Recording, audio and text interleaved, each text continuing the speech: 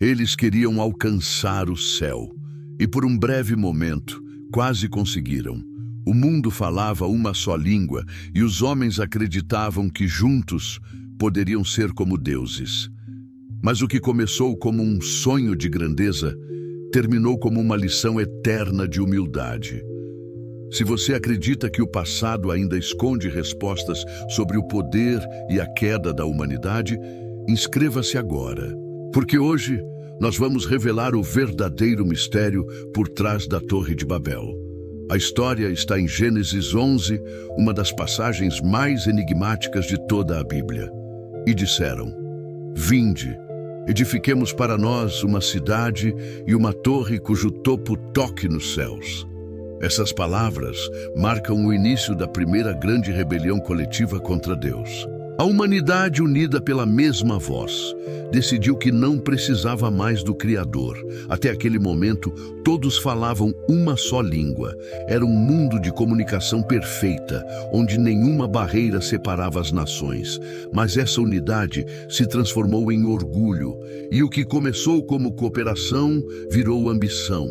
Eles queriam chegar ao céu, não para encontrar Deus, mas para substituí-lo. A cidade foi erguida nas planícies da antiga Babilônia, às margens do rio Eufrates, um império em ascensão comandado por um homem chamado Nimrod.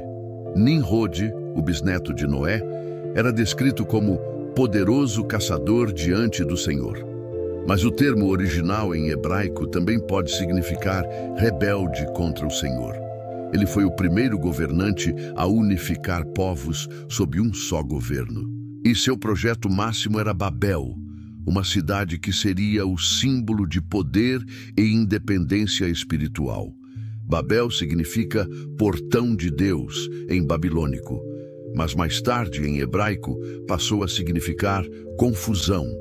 O plano era simples: erguer uma torre que tocasse os céus. Uma estrutura tão alta que ninguém jamais poderia ignorar o poder dos homens. As antigas tradições dizem que a torre era feita de tijolos queimados e betume, resistentes até ao fogo e à água. Eles queriam construir algo que nem outro dilúvio pudesse destruir. Era uma declaração aberta de desafio. Um lembrete para Deus de que o homem não temia mais seu julgamento. Mas o Criador observava. E o livro de Gênesis descreve um momento intrigante. Então desceu o Senhor para ver a cidade e a torre que os filhos dos homens edificavam. Essa frase não significa dúvida, mas atenção. Deus desceu para julgar a intenção do coração humano. Ele viu que nada seria impossível para eles se continuassem unidos nesse propósito. A unidade humana, quando guiada pelo orgulho, pode se tornar o maior inimigo da própria humanidade. Então Deus tomou uma decisão.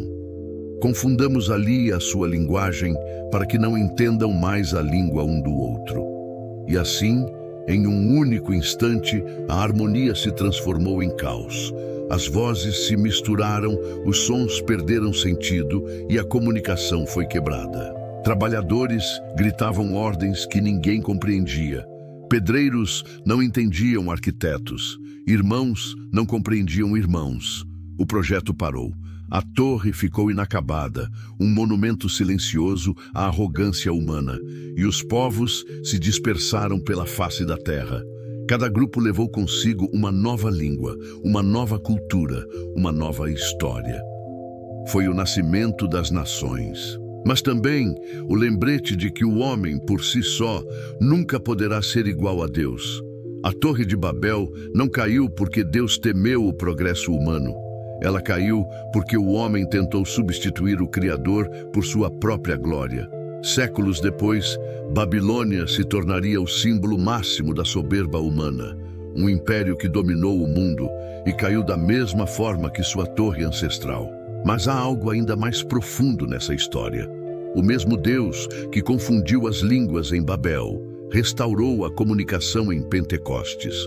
Quando o Espírito Santo desceu sobre os discípulos, cada um começou a falar em outras línguas, e pessoas de todas as nações entenderam a mensagem.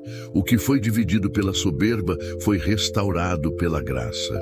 Babel e Pentecostes são dois lados da mesma moeda: o orgulho que separa e o espírito que une. Isso mostra que Deus nunca quis destruir a unidade humana. Ele apenas quis purificá-la. A torre representava o ego coletivo, a crença de que o homem poderia construir sua própria eternidade. Mas a verdadeira eternidade não se ergue com tijolos, e sim com fé. Hoje, ainda tentamos reconstruir novas torres de Babel. Tecnologia, poder, ciência e, novamente, a ilusão de que podemos ser como deuses. Mas a lição continua a mesma. Toda torre construída sobre orgulho cai, e toda civilização que tenta tirar Deus do centro se confunde. A história de Babel não é apenas sobre o passado, é um espelho do nosso presente. Vivemos conectados, falando 1000 línguas digitais, mas incapazes de realmente nos entender. A confusão voltou, desta vez não por som, mas por sentido. E talvez o maior desafio da humanidade hoje não seja alcançar o céu, mas reaprender a ouvir a voz de Deus. Porque enquanto tentamos construir nossos próprios impérios, o Criador ainda observa. E mais uma vez, ele pergunta: até onde o homem vai antes de se lembrar de onde veio? A Torre de Babel permanece como um aviso gravado na história. O dia em que Deus confundiu as línguas, para que o homem jamais esquecesse quem é o verdadeiro Senhor do céu.